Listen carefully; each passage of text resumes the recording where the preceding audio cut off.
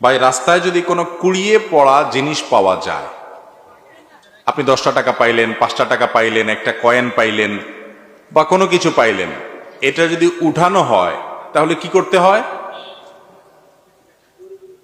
কি করতে হয় বলেন? আমাদের দেশে অনেকে বলেন যে রাস্তা থেকে কোনো কিছু কুড়ানো, হারানো কোনো জিনিস যদি আপনি উঠান, কারোর হারানো, কারোর পড়ে গেছে, আপনি উঠাইছেন, তাহলে যেটা উঠাইছেন ওটা ডবল দিতে হবে। এরকম একটা মাসালা আপনারা শুনছেন না শুনেন নাই?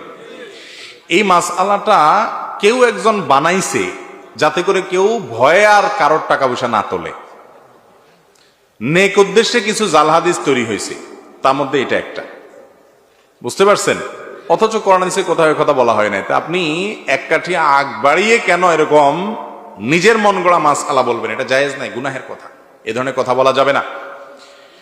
যদি রাস্তায় কোনো কিছু পড়ে থাকে দেখেন আপনি, জিনিসটা যদি খুব তুচ্ছ হয়, সামান্য হয়, ধরেন কথার কথা 2 টাকার কয়েন, এটা যার হারাইছে সে আর এটা খুঁজতেও যাবে না, আপনি জানেন খুব সামান্য জিনিস, তাহলে সেটা আপনি নিজে গরিব হলে গরিব খেলেন বা কোনো গরিবকে আপনি দান করে দিলেন। আপনি নিজে গরিব হলে আপনি নিজে খেয়ে ফেলতে পারেন বা কোনো গরিবকে দান করে দিতে পারেন।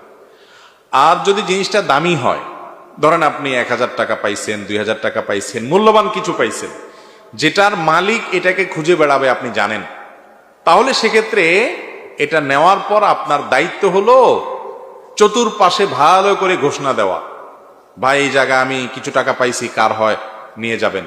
দীর্ঘদিন আপনাকে ঘোষণা দিয়ে যেতে হবে, যেতে হবে, যেতে হবে।